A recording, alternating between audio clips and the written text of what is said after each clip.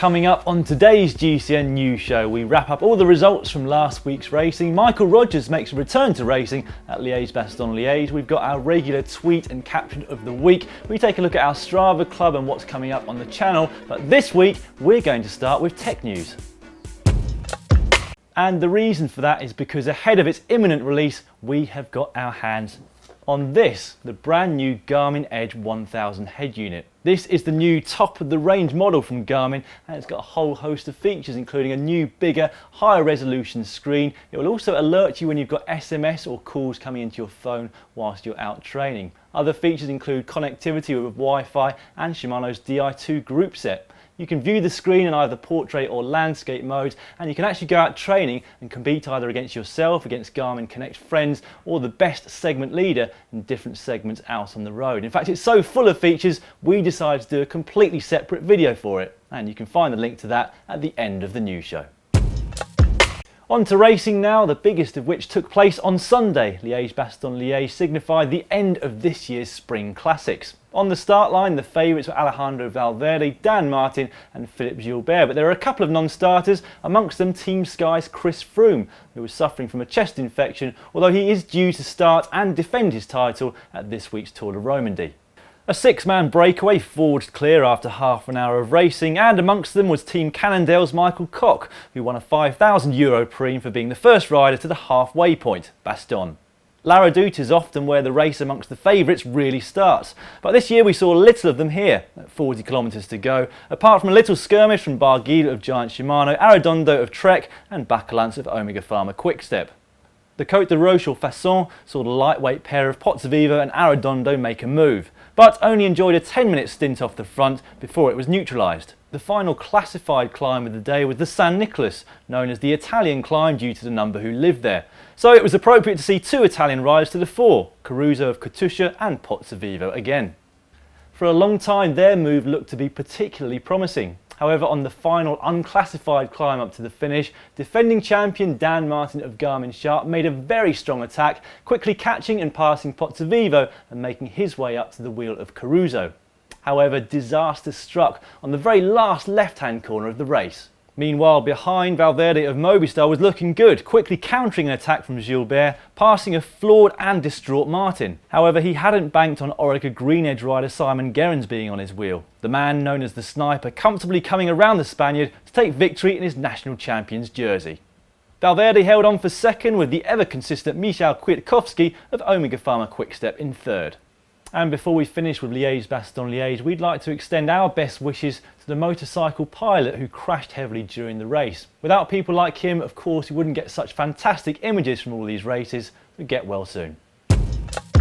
On to our caption competition now, and last week's photo was this one of Jelle van den Der and Philippe Gilbert on the podium at Amstel. Once again, we've had some cracking entries, so much so that we've had to narrow it down to just three who will all win a GCN water bottle. First of those is Dan Horman. Caption: Gilbert and van den Der changed their mind about providing a sample for testing. Second one is Oof Ken. Caption: if you don't get Amstel, you just get bitter. And finally, Jason Gardner said this: in case of a tie, the win goes to whoever can chug their B sample the fastest. Well done to all of you. Send us your addresses and we'll get the GCN bottles to you in the post. This week's picture features Mark Cavendish and Elia Viviani on the podium in the Tour of Turkey with a load of bananas. The third round of the UCI Women's World Cup took place on Wednesday in the form of Fleche Wallone. And coming out on top at the top of the fearsome Mur de Huy was Pauline Ferrand-Prevot. She was closely followed home by Lizzie Armitstead, who retained her lead in the overall series, with Elisa Longo Borghini rounding out the podium in third place. And a couple of hours later, the men's race finished, Alejandro Valverde coming out on top after a strong performance which saw Dan Martin pushed into second place and Michal Kwiatkowski again in third. On to the GCN Strava Club now, and Cycle Doctor 1, you've been beaten again in the longest distance ridden last week, this time by Osvaldo Nunes, who rode 1,132 kilometres. Come on Doc, pull your finger out. In the longest individual ride, it was Alan Nevin who did 330 k's, just ahead of Callum G, who rode a lap for Mallorca on the 312 challenge. Meanwhile, Peter Burdett did the most climbing at 17,544 metres, climbing around the mountains of Taiwan. Sandwiched in amongst all the one-day races last week was the 4-day Giro del Trentino, which is often used as part of the final build-up towards the Giro d'Italia, which of course takes place in May. And coming out on top in the classification was Cadel Evans. His BMC team comfortably won the opening day's team time trial, and then Evans himself took a solo stage victory on the mountaintop stage 3 finish. The signs are obviously encouraging for the former world champion and Tour de France winner, but can he win this year's Giro ahead of stiffer competition? Let us know your thoughts in the comments section below this video.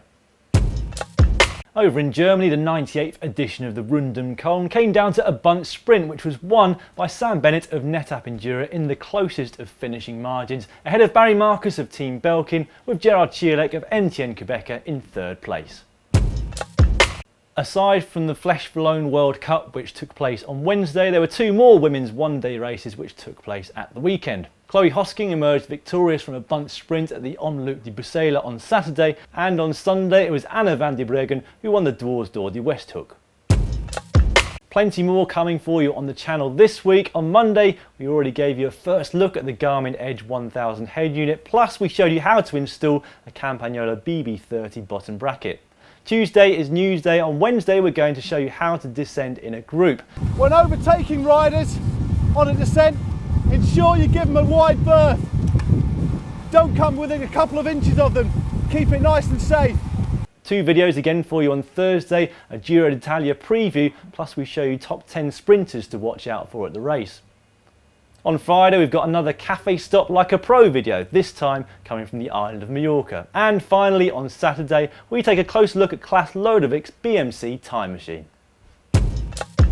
Michael Rogers, the Australian rider from Tinkoff Saxo, has been sidelined by the UCI and his team from racing for the last few months after a positive test for clenbuterol after winning the Japan Cup at the end of last season. However, Rogers returned to competition at Liege-Bastogne-Liege on Sunday after the UCI decided that he had ingested the clenbuterol accidentally through meat that he consumed at the Tour of Beijing, which took place just before. Under the WADA code, he will be stripped of his win at the Japan Cup, but his return will be a relief to him and his team, where he will be supporting Alberto Contador, who has himself served a suspension for clenbuterol as he bids to win the Tour de France this July.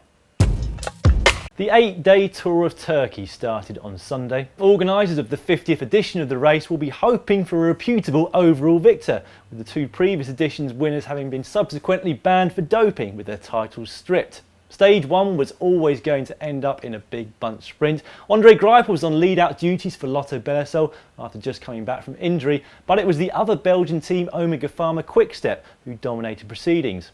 Cav got his third victory of the season ahead of Elia Viviani of Cannondale and Theo Bos of Belkin, who crashed just after the finish line. Stormy conditions greeted the riders at the start of stage 2, but things dried out throughout the stage on what was set to be another bunt sprint finish. Cavendish once again came out on top after an exemplary lead out by his team. Second place went to Francesco Chicchi of Neri Sottoli, whilst in third it was Bonifacio of Lampre Merida. In Tweet of the Week, we show the contrasting moods and fortunes of this year's and last year's winners of Liege-Bastogne-Liege. Simon Gerrans of Orica Green-Edge said, "Still can't believe I won Liege-Bastogne-Liege. A dream come true." Again, the Orica Green-Edge guys were awesome. Winners are grinners. Meanwhile, Dan Martin just put, "I think the phrase rhymes with clucking bell." And in a final extra little bonus for you, we've got this picture from Michal, the fiancée of Chris Froome, who took a picture of his legs. Thanks for joining us. We'll be back at the same time next week. See you then. Wicked. Wicked. Wicked. I can't do it. GCN is the place to be on YouTube for cycling videos. Have you seen this one? If not, click here.